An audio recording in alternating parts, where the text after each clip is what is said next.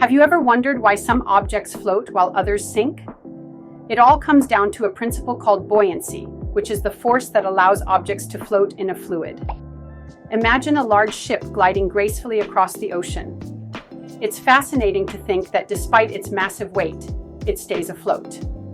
This phenomenon can be explained by Archimedes' principle, which states that an object submerged in a fluid experiences an upward force equal to the weight of the fluid it displaces. Now let's break this down. When a ship is placed in water, it pushes aside a certain volume of water. The weight of that displaced water creates an upward buoyant force. If the weight of the ship is less than the weight of the water it displaces, it will float.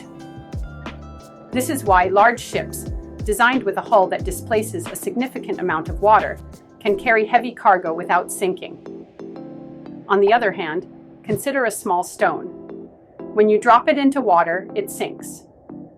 This is because the stone's density is greater than that of water, meaning it doesn't displace enough water to counteract its weight. Essentially, the downward force of gravity on the stone overcomes the upward buoyant force. Now let's talk about all-pin sinks. These are typically smaller, denser objects that don't displace enough water to float. Their structure and material make them heavier than the water they displace, leading them to sink. This is a clear demonstration of how density plays a crucial role in whether an object will float or sink. But it's not just about density. The shape of an object also influences its buoyancy. A flat-bottomed boat, for example, spreads its weight over a larger area, displacing more water and enhancing its buoyancy. Conversely, a narrow, heavy object will sink because it doesn't displace enough water to support its weight. Another interesting aspect is the role of water salinity. In salt water, the density of the water is higher due to the dissolved salts. This means that objects can float more easily in salt water than in fresh water.